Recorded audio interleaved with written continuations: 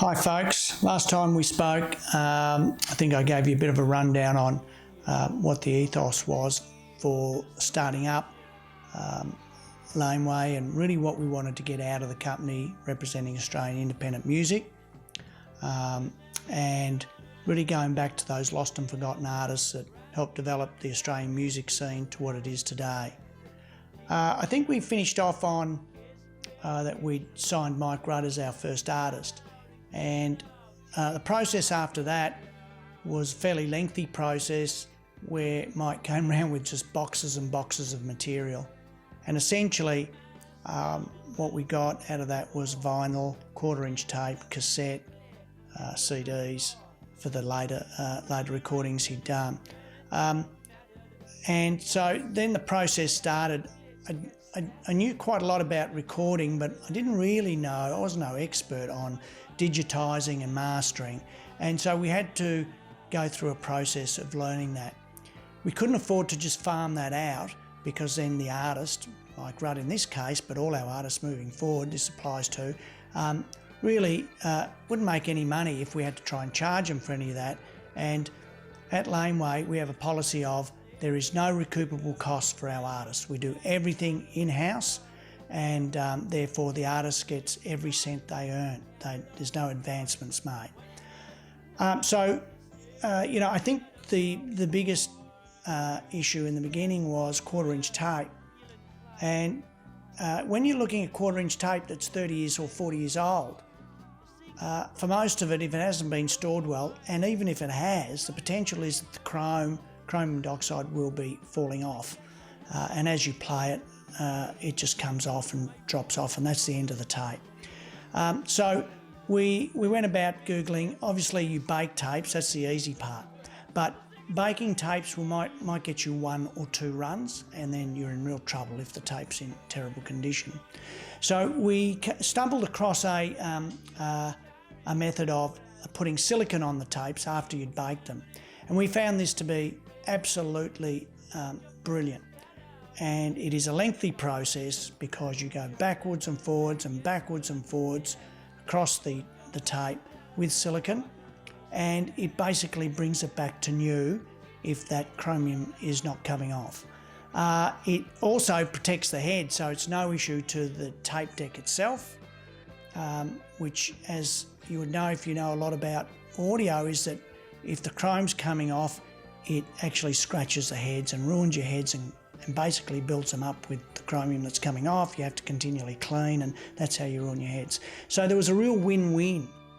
And once we'd gotten that, if it's been a good recording onto tape, it is just brilliant, and it was easy to work with. But the process of getting there is extremely lengthy and tedious.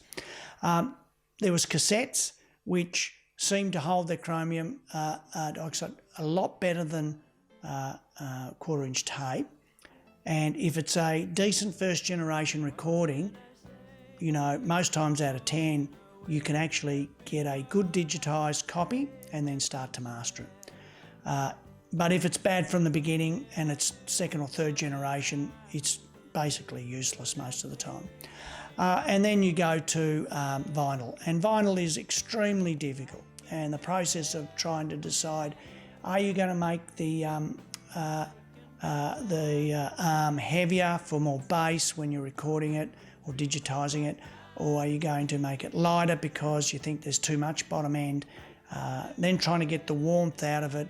What do you digitise it at? 9632 is what we like to do ours at. And wouldn't it be brilliant if we could just reproduce it to you guys in that format, because it's just so warm and it has so much depth and there's so much data in the transfer that it's fantastic. So from there we then move on to taking out the crackles and pops. If you've got a fantastic copy, it's not that difficult, but 9 times out of 10 we don't have a fantastic copy. And there comes the work. The work is extremely tedious, can take absolutely weeks. I've spent 2 weeks on 1 or 2 tracks at times.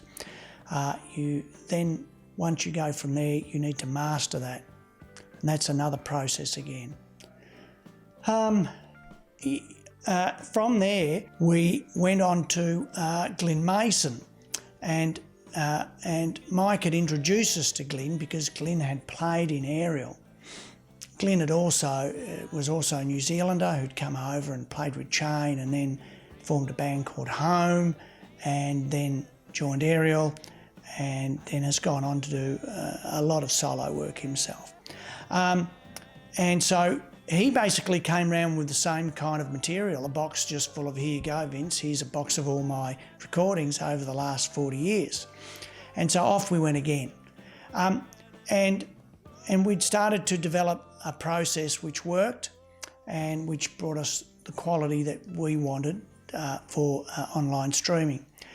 In that process also, Mike Rudd, for example, hadn't really been doing a lot of gigs, and we felt that he should be doing solo shows, and I mean on a solo basis where his material was so prolific and so good that he should sell out those shows. So we were probably a year and a half into Laneway Music before we took the leap of faith to have a go at that for Mike, because we're not a touring company or a promoter in any way. We are a record label, and we put on a show at the Caravan Club in Melbourne, and we sold out that show. And it showed to Mike that he, essentially with his catalogue out, he was back, and with social media happening, and he's very good at social media himself, that he could do shows on his own and sell them out. And he has done so ever since. And so it really brought home the bacon to Laneway that what we'd set out to do was actually working.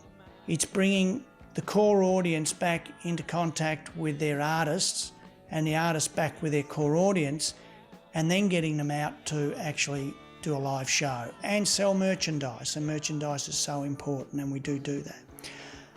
I think that's enough for today, but there's a lot more stories along the path which we can go through and talk about in the coming episodes. Thanks very much.